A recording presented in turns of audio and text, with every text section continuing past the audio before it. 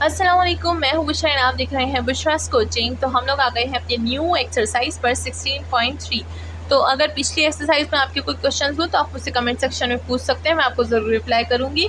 And इसके साथ new exercise start करते हैं। तो यहाँ हमारे पास क्या है, path independent potential function and conservative function field, ठीक है। तो अगर आपने मैकेनिक्स पढ़ी होगी तो कंजर्वेटिव फोर्स पढ़ा होगा। तो चलिए अब चलते हैं आगे, जो कि हमारे पास कंजर्वेटिव फील्ड है।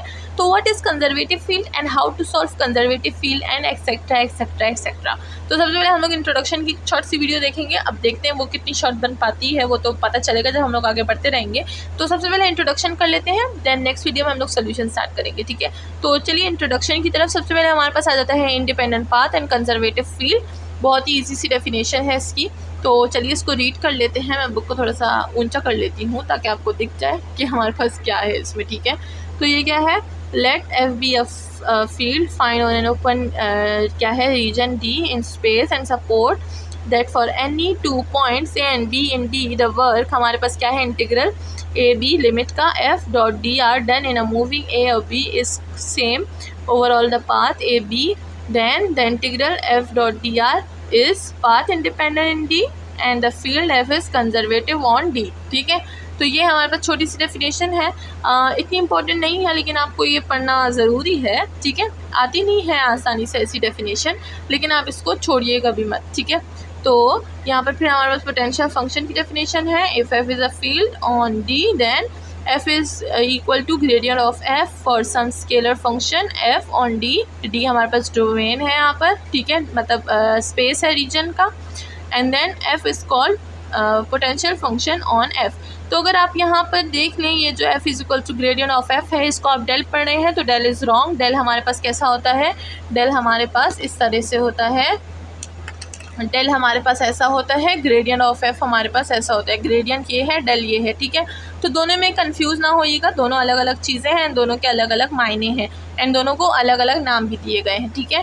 तो आप ये ना बोलिएगा उल्टा वाला डेल, ठीक है। तो इसको कंजर्वेट, इसको जो है आप नाम याद रखिएगा कि इसको हम लोग बोलते हैं क्या, ग्रेडियंट, ठीक है।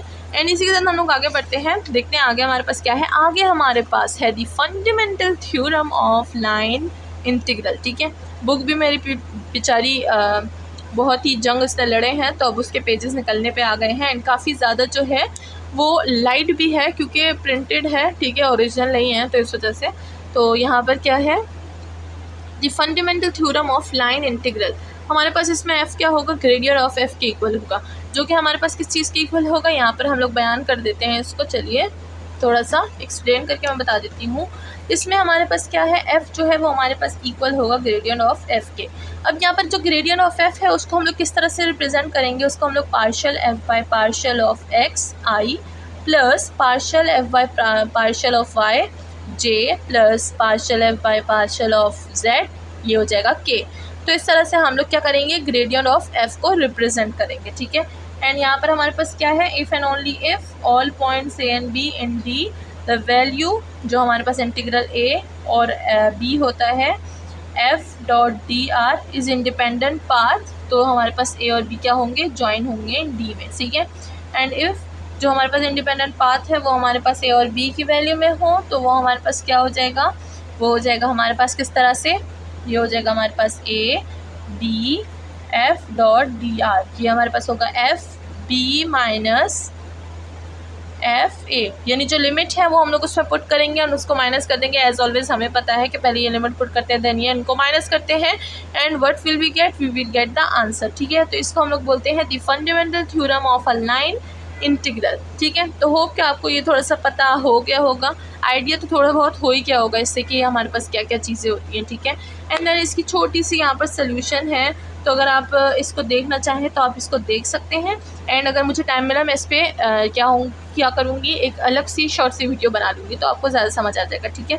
तो आप यहाँ पर देख सकते हैं इसको।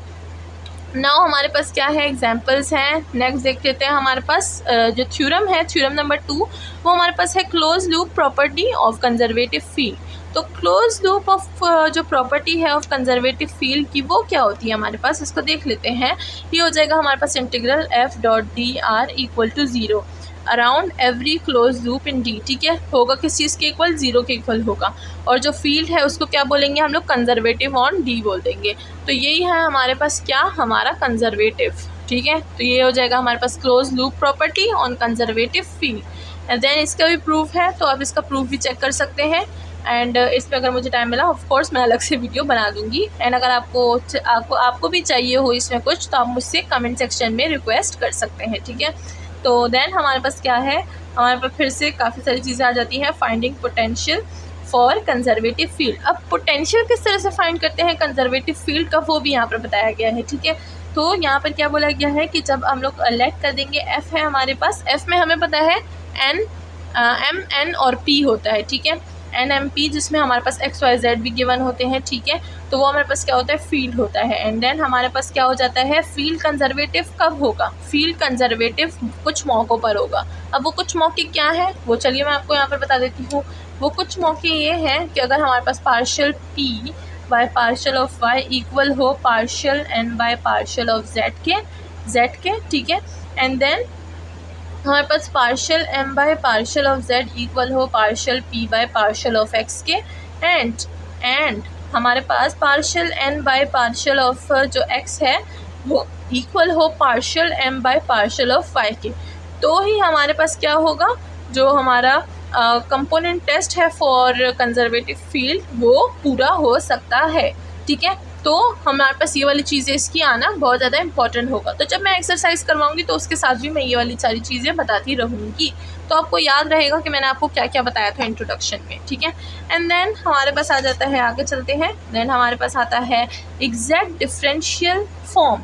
बहुत ही ज़बरदस्त सा है ये, मुझे बहुत ज़्यादा पसंद है।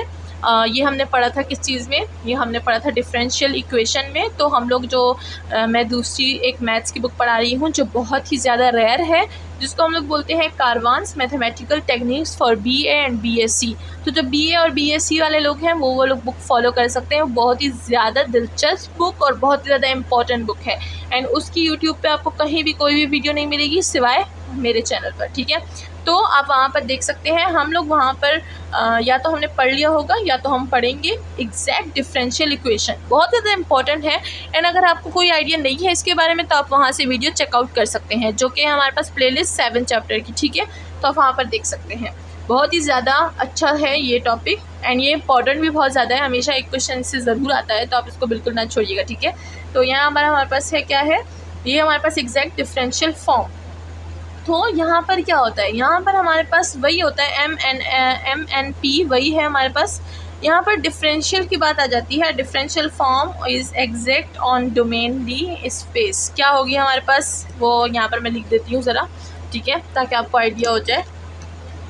ये होता है हमारे पास M D of X plus N D of Y plus P D of Z equal to partial F by partial of X. ये हो जाएगा हमारे पास D of X plus partial F by partial of Y. ये हो जाएगा हमारे पास डी ऑफ वाई प्लस, अब यहाँ पर जगह नहीं है, मैंने काफ़ी गलत जगह से स्टार्ट किया। तो ये हो जाएगा partial F by partial of Z और D of Z equal to होगा डी ऑफ एफ के इक्वल, ठीक है। तो यहाँ पर हमारे पास यही चीज़ होगी एग्जैक्ट, इसी तरह से हम लोग इसको यूज़ करेंगे। तो जब हम लोग एग्जैक्ट डिफरेंशियल फॉर्म यूज़ करेंगे तो आप ये सारी चीज़ों को याद रखिएगा, ठीक है। देन आगे बढ़ते हैं, देखते हैं और हमारे पास क्या है इंट्रोडक्शन में जिसको हम लोग इंट्रोड्यूस कर पाएँ। देन है हमारे पास component test for exactness of M D X plus N D Y plus P D Z. मतलब वही चीज़ है, इसके लिए हमने कंपोनेंट टेस्ट लिया हुआ है। वो कंपोनेंट टेस्ट किस तरह से होगा यहाँ पर थोड़ा सा एक्सप्लेन करके मैं बता देती हूँ। वो होगा हमारे पास partial p by partial of y is equals to partial n by partial of x, ठीक है। x है, मैं एक बार कंफर्म कर लेती हूँ, x नहीं z है, ठीक है, z। एंड क्या होगा, partial m by partial of z equal to partial p by partial of x। And last है हमारे पास partial n by partial of x equal to partial m by partial of y, ठीक है। तो इस तरह से हमारे पास क्या होगा, एग्जैक्टनेस का कंपोनेंट टेस्ट होगा। ये कंपोनेंट टेस्ट जब मैं अप्लाई करूँगी तो आपको तब समझ आ जाएगा कि ये हम लोग किस तरह से अप्लाई करेंगे एंड तब आपको ये याद भी हो जाएगा, ठीक है। तो अभी से कन्फ्यूजन वाली कोई भी बात नहीं है, अभी से आप जो है स्ट्रेस बिल्कुल ना लें, ठीक है। तो स्ट्रेस लेने की ज़रूरत नहीं है, काफ़ी ईजी चीज़ें हैं। जब हम इसको यूज़ करना स्टार्ट करेंगे देन हमें पता चल जाएगा कि ये कैसे यूज़ होती हैं। तो इसी के साथ हमारा जो इंट्रोडक्शन है वो तो ख़त्म हो गया है। होप कि आपको इंट्रोडक्शन में कुछ ना कुछ समझ आ गया होगा। एंड जल्दी से चैनल को सब्सक्राइब कर दें, क्योंकि हम यहाँ पर मैथ्स का बहुत अच्छा एंड बहुत यूनिक कंटेंट पढ़ते हैं।